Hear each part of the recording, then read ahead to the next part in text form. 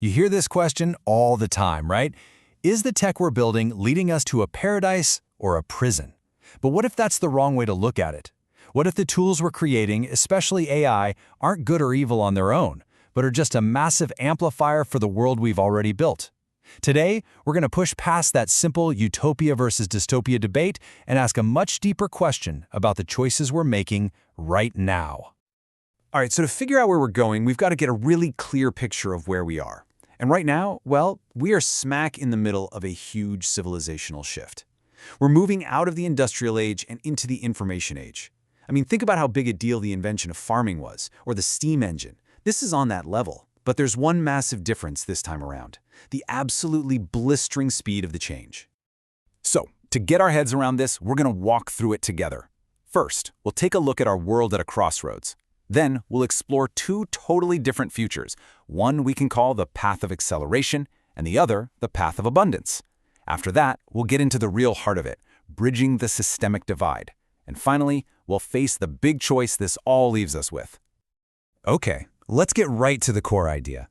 Technology isn't the car we're driving. It's more like the rocket engine we've decided to strap to it. It's a powerful accelerant.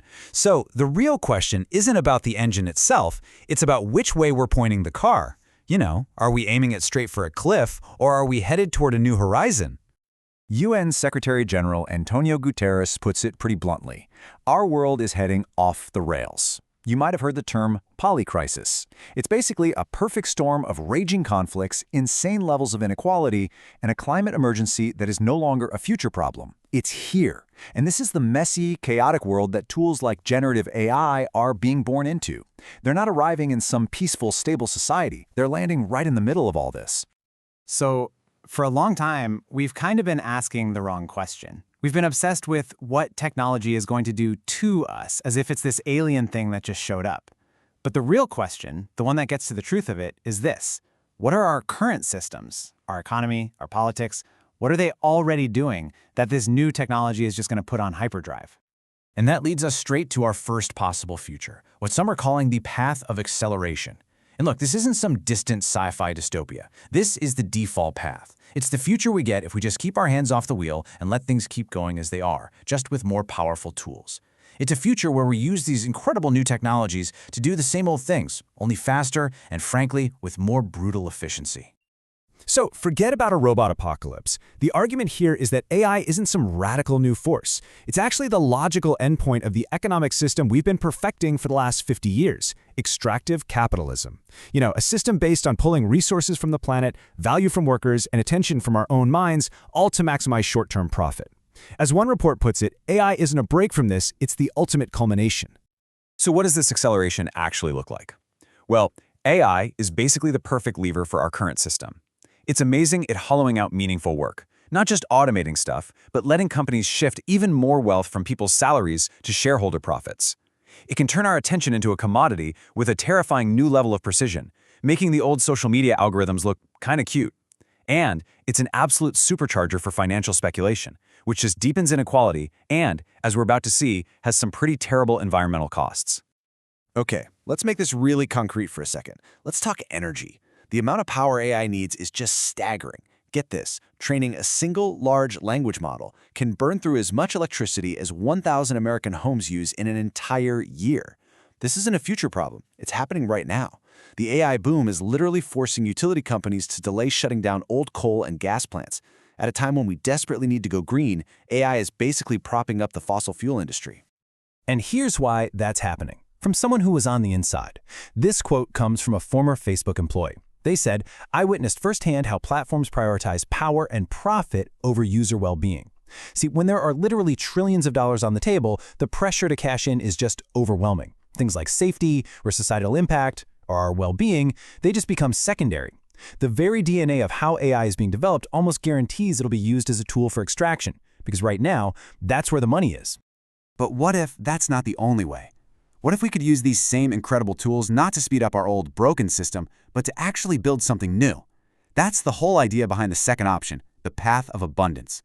It's a future where we make a conscious, deliberate choice to build a sustainable, regenerative world. Now, the key idea here is something called post-scarcity, but it's probably not what you're thinking. This isn't about having infinite stuff or everyone getting a personal jetpack. It's an organizational option. The wild thing is, we already have the technology and the resources for every single person on Earth to live in material comfort.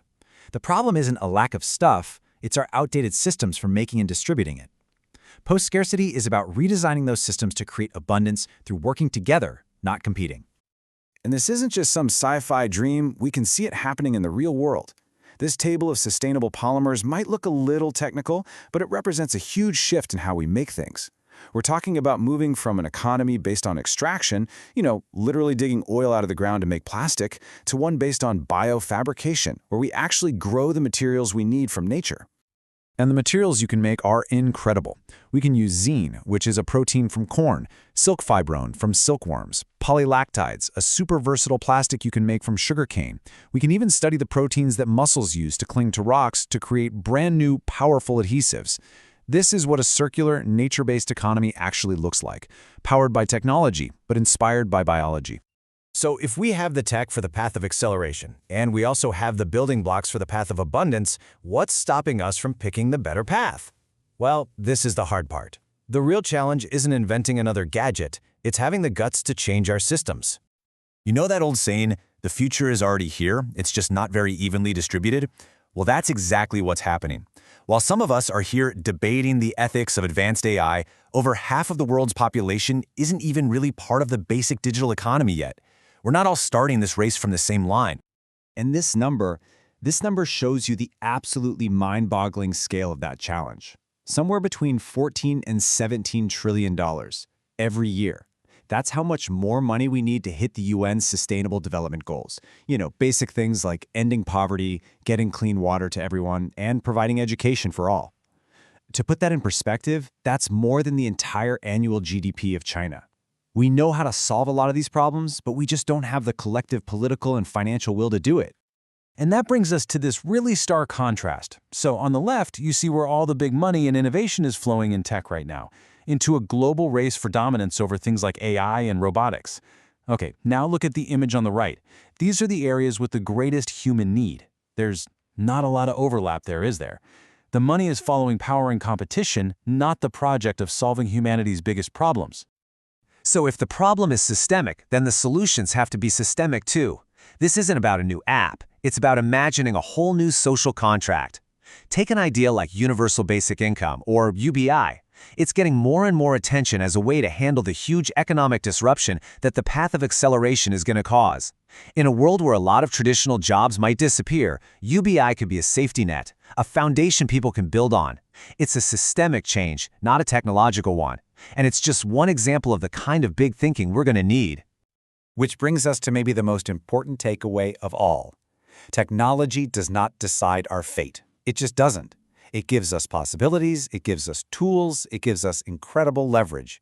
But the choice of which possibility we go after, which future we actually build, that choice is and always will be deeply and fundamentally human. So here it is, the choice, laid out plain and simple. Path 1 is acceleration, using our incredible technology to squeeze the very last drops of profit from a system that is failing us and failing our planet. A future where wealth and power get even more concentrated in the hands of the people who control the code. Or Path 2, transition, using that same technology, that same money, to consciously build the foundations of a new regenerative system, one where wealth gets reinvested in our communities, in our planet, and in our shared future. So that leaves us with one final, pretty provocative question. And this isn't just for politicians or big investors, this is for all of us. Are we going to keep pouring our energy, our money, and our brilliant ideas into propping up a dying, extractive model? Or are we going to have the courage to become workers in the transition to whatever comes next? The technology is just a tool. The real question is, what are we going to choose to build with it?